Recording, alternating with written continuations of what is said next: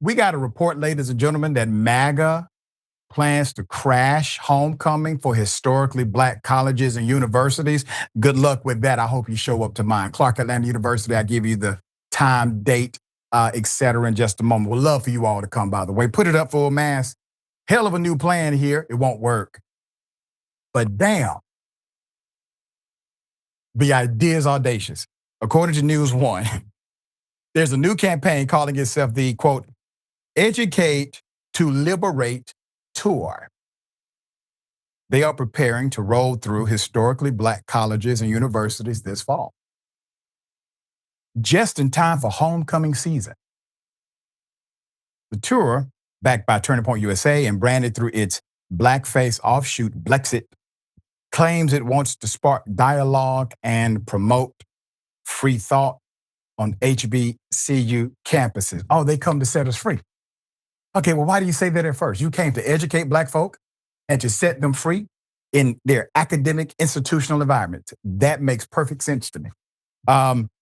But after watching similar operations play out elsewhere, the goal looks less like debate and learning and more like provocation and a political incursion into sacred black spaces under the guise of outreach. But Dr. Stacey Patton of News One points out, quote, educate and liberate isn't a new phrase. It's a battle cry from black educational history, one born from struggle. It echoes the philosophy of institutions where the pursuit of learning was inseparable from the pursuit of freedom. To see that slogan repurposed by a movement that has fought affirmative action, mocked DEI, and cheered book bans is more than tone deaf. It's an act of symbolic violence. It's the theft of our language of liberation, scrubbed of meaning and repackaged for white approval. Well said, Dr. Patton. Homecoming season is not just a party. It is a sacred time. It's when generations return to celebrate survival, scholarship, and joy. For groups like BLEXIT to time their appearances during this season is no coincidence. It is psychological warfare. They're not coming to learn. They're coming to agitate, to harass, and to see how far they can push the boundary before being pushed back. They want footage of confrontation, not conversation. Put up, as some of those pictures as we reported last week, a group called Fearless Debates, a handful of white men in MAGA hats, wielding signs that read things like, quote, DEI should be illegal, and, quote, deport all illegals now, showed up uninvited at Texas State University. Students confronted them and campus police escorted them off grounds. Within hours, conservative pundits flooded social media, portraying the encounter as an example of black intolerance. You see the one that says, Charlie is our generation's MLK. No, he's not. He is not. MLK, Martin Luther King Jr., is Martin Luther King Jr. not because of how he died, but because of how he lived. Never forget that. The recent invasion of HBCUs is not accidental. It represents a new phase in a decade-long campaign to infiltrate American higher education with white grievance politics. Since its founding, Turning Point USA has specialized in weaponizing free speech rhetoric to turn campuses, into ideological battlegrounds, from Wisconsin to Florida. Its events have followed a familiar script.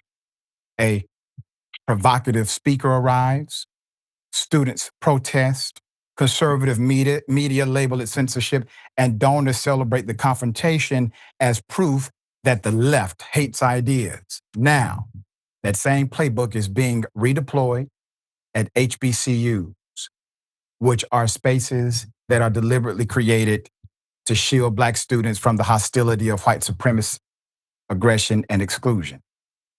It's a cynical escalation. The very communities that build their own schools because they were barred from white ones are now being cast as the intolerant gatekeepers of cancel culture. Dr. Patton goes on to say, the danger isn't that a handful of students will be, quote, converted.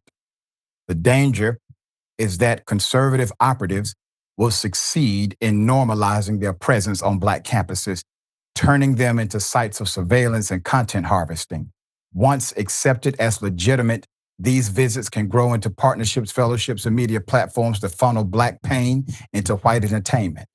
The goal is not to persuade, but to neutralize and to domesticate the radical potential of HBCUs by turning them into props in someone else's redemption story. There's more, and I'm going to read more. I am a proud graduate of an HBCU. I continue to lecture. I'm a professor at an HBCU. There's something about the culture of an HBCU that provides strength, especially for undergraduate students who have never had the environment of Black excellence, leadership, and community.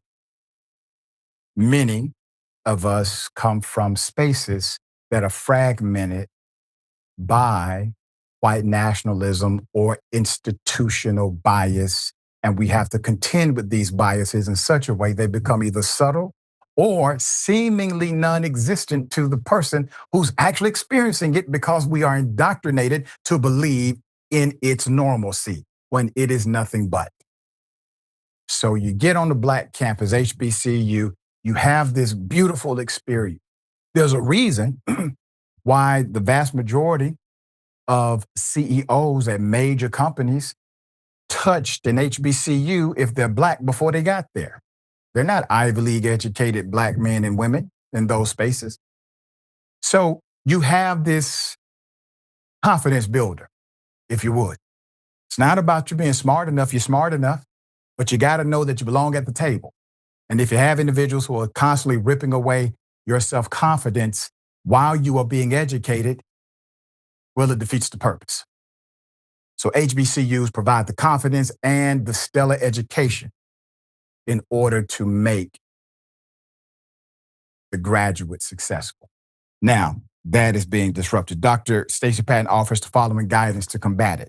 I encourage everyone to listen. I'm listening, all right? So HBCU students, faculty, and administrators now face a hard question. How do you respond to the people who arrive in bad faith? Engagement can feel like the higher ground, but in this case, engagement is the trap. These activists are not interested in persuasion. They're interested in performance. They come equipped with cameras, microphones, and social media teams ready to cut and splice any exchange into propaganda. The answer isn't to ignore them completely either. Silence can be edited into compliance. And so the key is disciplined strategy by recognizing that the real audience is not on the yard, but online. Every interaction becomes potential content. So students must approach these moments like a chess match, not a brawl. First, they must control the narrative. If they film, you film. Use campus media, student journals, and communications programs to document events accurately and on your own terms. Publish quickly before misinformation spreads. Don't let outsiders define your response. Don't feed the outrage economy. These groups are professional provocateurs. The goal is to make you angry on camera. Don't give them the reaction they came for. Calm presence, laughter, and joy are more revolutionary than shouting matches. Let their manipulation expose itself. Establish clear protocols. Administrators should enforce rules of engagement, whether uninvited groups can set up tables, what permits are required, and how campus police coordinate with student organizations. Clarity protects both safety and narrative. Create counter-programming. Rather than debating professional trolls, host teach-ins about propaganda, disinformation, and political grooming. Use these moments as lessons in media literacy and psychological self-defense. Invite scholars, historians, and activists who understand how movements like BLEXIT mimic the tactics of Cold War psychological operation. And lastly, reclaim the joy, J-O-Y, the most radical act in the face of white supremacist intrusion is Black joy. Keep the music, keep the parades, the food, and the laughter alive. Do not allow cynics to define homecoming as a battleground. Protect the celebration as an act of resistance. Beautiful advice. Well said. Well done, Doc. Um, I know you share my sentiment when I say it's sad that a moment of celebration has to transform into a strategy to protect ourselves in the midst of such a celebration. All right. Okay. Professor, what say you? Yeah, it is really sad. But this is what we're all sitting through. And I think all of us Americans who are unhappy with this administration and with the rise of these sort of vigilante groups, and fairly extremist groups, including ones tied to Turning Point USA and Charlie Kirk. I think the goal for all of us has to be to follow the advice you outlined, which is we have to stay within ourselves in our communities and not go for, they're trying to get reactions from people, right? So, like, think for example, this is uncannily and eerily similar to what we're seeing with the National Guard and the military entering in our various cities. What are they trying to do? They're trying to create some sort of conflict. They're trying to provoke conflict so then that they can use that as a basis to further flood cities with military. What is this? This is martial law, right? On many levels. So we're heading toward that. Yeah. And I just want to remind everybody, I actually went to college with a member of Trump's cabinet. I probably shouldn't give his name on air.